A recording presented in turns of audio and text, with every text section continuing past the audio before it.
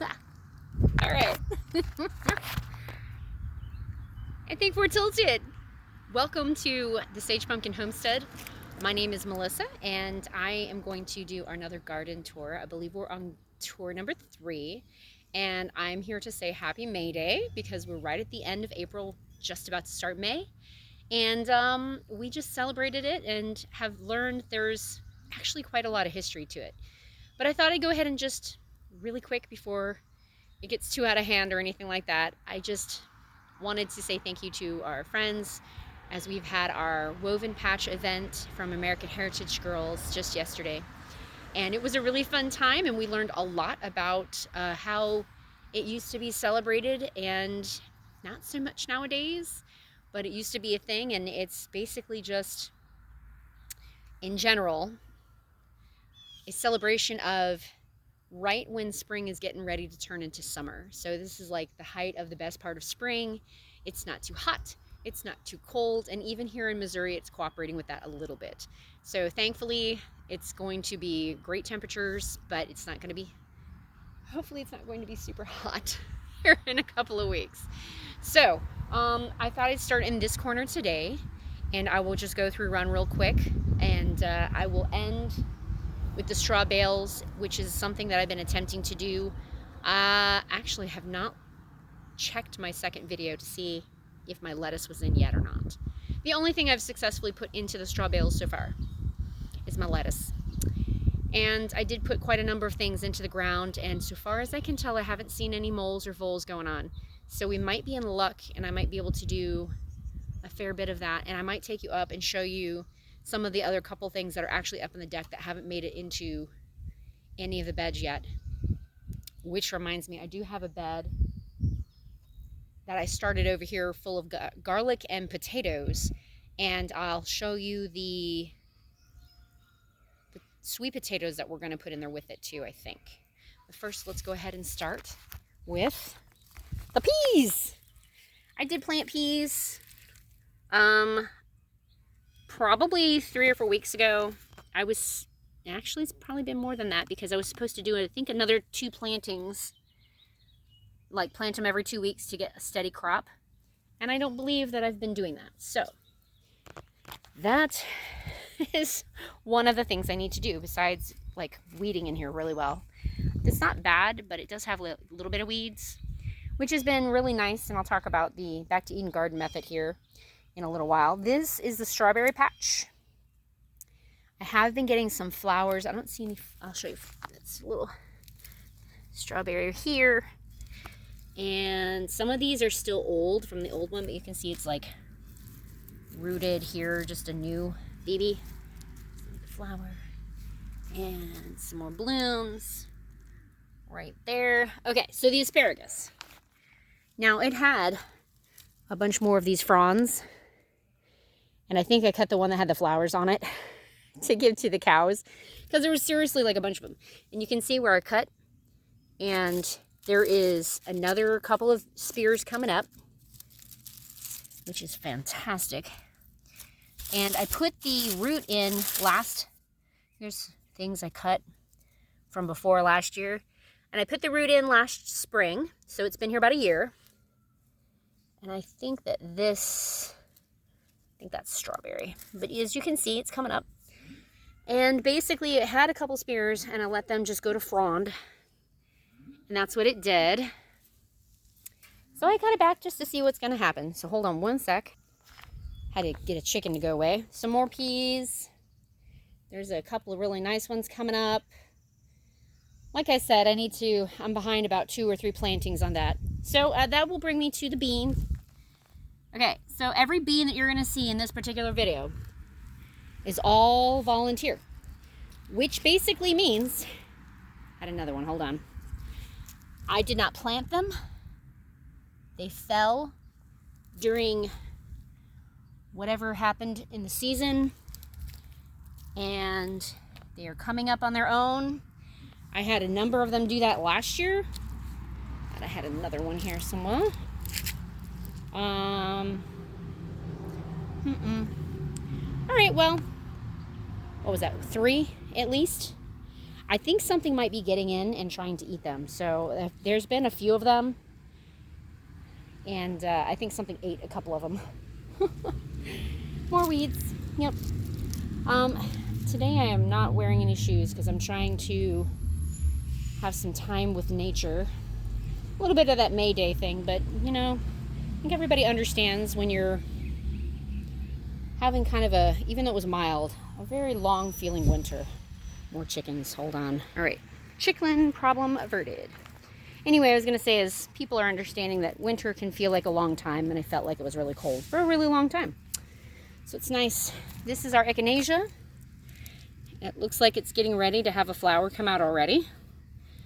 Oh, and a number of them. I think the one time it flowered, kind of at the beginning when we first got it, it only flowered like one. So I see 1, 2, 3, I think 4 buds that are looking like they're gonna bloom. And I haven't done anything to harvest any roots. This is the plant that you would get your echinacea tincture, syrup, things that are good for your immune system that you turn into medicine, but it's the root.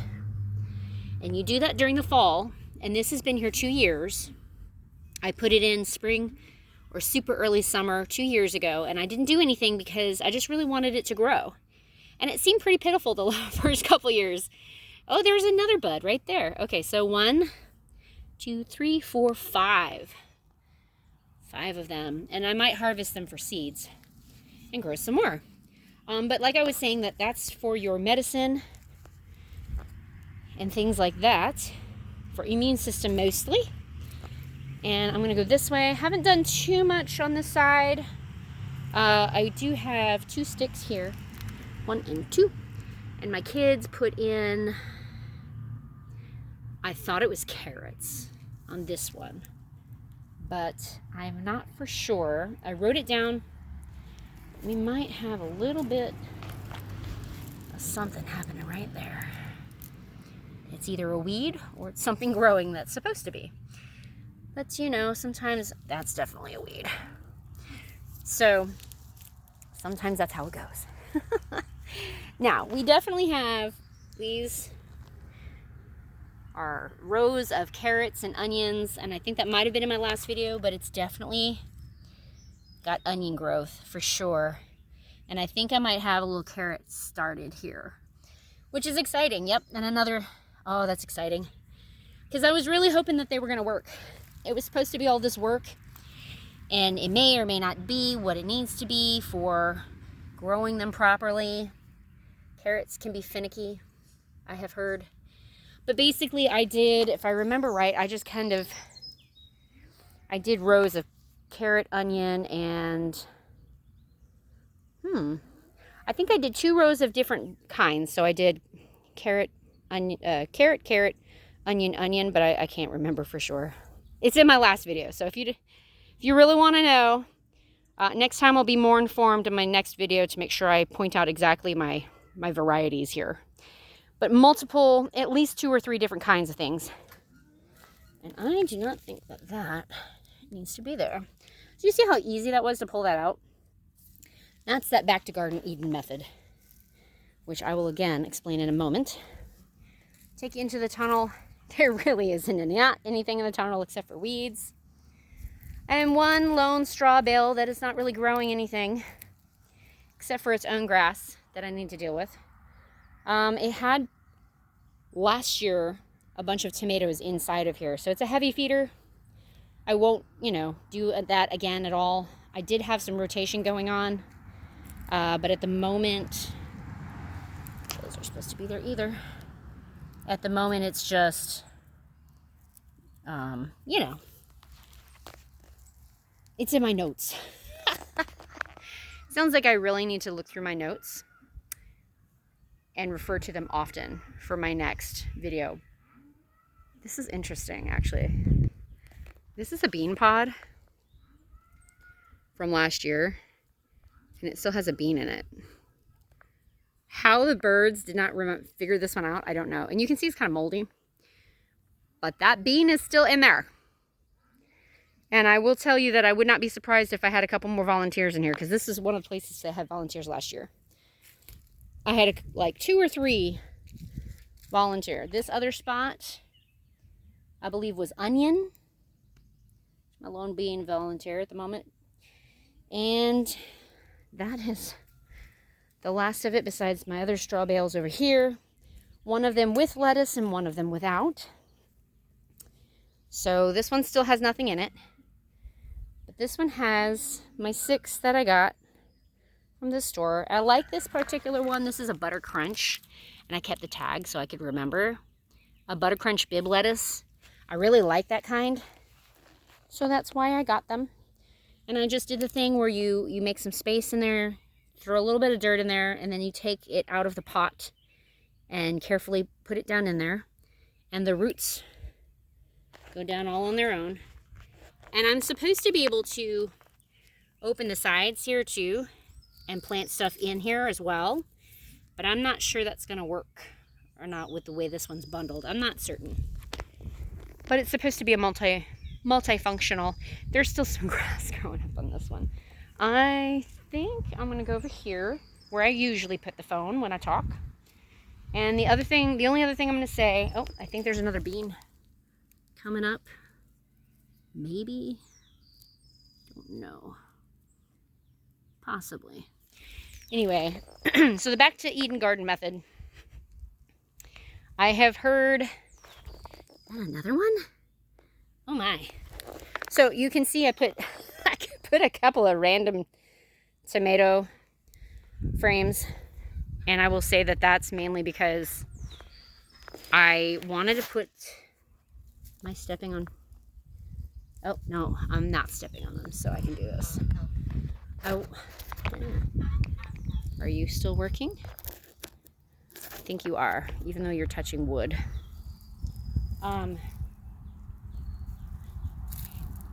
So basically, the tomato towers, frames, whatever they are, I'm putting them there to facilitate the beans that are growing, because most of them are usually vine beans, which means that they're going to vine up and around, and it just, when there's no support, they just kind of go everywhere on the ground. One of them went and just grew all over my gate last year, and I was like, it's a volunteer. We're going to get food from it. I really don't want to stop this from happening. And the only other thing I can think of is every now and then I've considered just kind of moving them and transplanting them to where I wanted them to be, which I might do, but I've been so busy, it's just been really hard to make sure I do that. So the real quick thing I'm going to speak about for Back to Eden garden method, there's a bit of a controversy between us and a couple of our friends. They're saying that concept and that ideology and that method of doing the garden, which is you're taking wood chips and you're putting them on top of your ground. I know, honey, I hear you. Whether or not you kill the grass, plow it, whatever you do beforehand. In our case, we had tilled all of the grass in, which I highly recommend you don't do. I would suggest strongly, if you don't want to spend the next year or so pulling grass out of your garden constantly, which is what I ended up doing, cut the sod, pull it off, and then put your ground cover on there pretty much immediately. You can feed it with your fertilizer, compost, manure. I know. What? She's talking at me. Hold on. What, baby? Are you talking to me? Hi. You're so pretty. I think she's saying, why are you over there? You're supposed to be here with me. Anyway, so ground cover is your wood chips. And the best case scenario is going to be not the sawdust or anything like that. You're going to want the stuff that's been right from the branches and just broken down through like a chipper machine. Branches, pieces of wood, all of that. And you just spread it on there, and it will eventually break down like it does in the forest into this wonderful rich soil. Now, I've heard that's only for that area. The person who came up with this method is over in the Northwest somewhere, Oregon or Washington, or somewhere that has things grow really nicely anyway, somewhere over there. He's not in California though. But then I've seen the video and I've watched it. We actually own a copy now, and the method was applied to other places, including California, one of the Midwest states, and I think over somewhere in the South or like the Northeast or somewhere over there too. So the idea and the concept, this is going to be our 3rd year having it. We have been in the house since 2020, and we started the garden in 2021. So being 2024, this will officially be 3 years old. We put wood chips on there the 1st year. We put wood chips on the 2nd year. I think I have more beans coming up. It's hilarious to me. And it's basically, that first couple years I was pulling out a lot of grass that was growing up through because we tilled in grass. So the roots were still there, so it's still growing. And we did a lot of pulling for the grass. Sorry. So now, this particular spring, I've come out here sometime in March, maybe a little bit in late February, and I'm just using my little rake like he does in the video, and I'm just kind of raking the weeds out. And now I will, granted, there's a couple of really, really big ones. Like there's a dandelion over here that's just ridiculous. But for the most part, that's probably, there was one other really big one, and it grew into a nice big, full, beautiful plant, and it flowered, and it had yellow flowers on it. And I've seen those in multiple places, but not the size and the scope, because it was by itself, not competing with anything like anything. So at least as far as the methodology for weeding, it lives up to what the guy said in the video. I think that it's fantastic for the weeding purposes alone. And wood chips were not the only thing we put on here. We've put plenty of straw that was from the chicken coop, and we just let it set through the winter and spread it out, and it's broken down, and it's getting to a place where we need to apply another layer. But the point is you're supposed to be able to do less and less. Now, I did mention having to use the straw bales instead of putting things in the ground because of the vole problem we had last year. I do see, I showed you the carrots and onions area, and the peas, and most of them look like they're doing all right. I have yet to do anything else. Honestly, I'll take you up and show you the things up there in a minute, but we've been really busy with animals this year. So the garden has kind of gone on the wayside. And so speaking of that, I'll go ahead and take you up to show you those things, but it's not bad because it's waiting for me, which is another thing about the Back to Eden garden method. And I will try to see, once I put this on here, give you a link to that video in YouTube. And I can't remember his name, but I'll put it in the description. So hold on one sec. She's crazy. So being such a pretty day, I really was debating on actually doing a video or not. I really have, and I really, really do have so many other things to be doing today, but oh my word, I'm so glad I brought this over here to show you guys.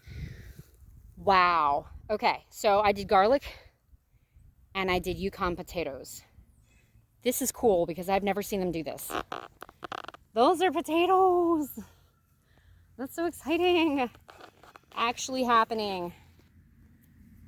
So the garlic, I think that we've been having predation problems. It's very possible that the chickens have made this an issue. This is the garlic, and it's coming up. I'm so excited. I mean, I really am, because I didn't know if it was gonna work or not. I don't know that I've ever attempted garlic, but we use so much of it, and I'm like, I know we really need to do our potatoes and our garlic and our onions because we use so much.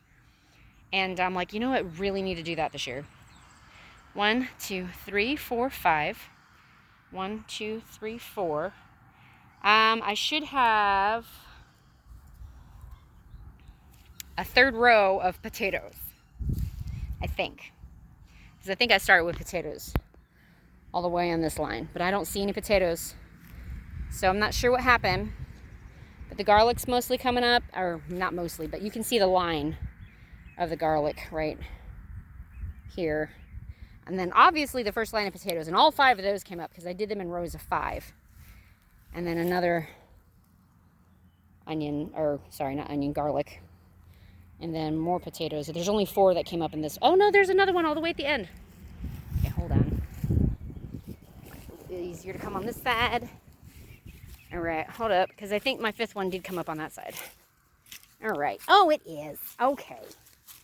It's just taking a little bit more time than everybody else. Yes. Okay. Yay. Yay, you're here. So those 5. Okay, so 10 out of the... I thought I did another one here too, but I don't see any of those. So I thought I did 4 rows at least. I think I had 20, I thought.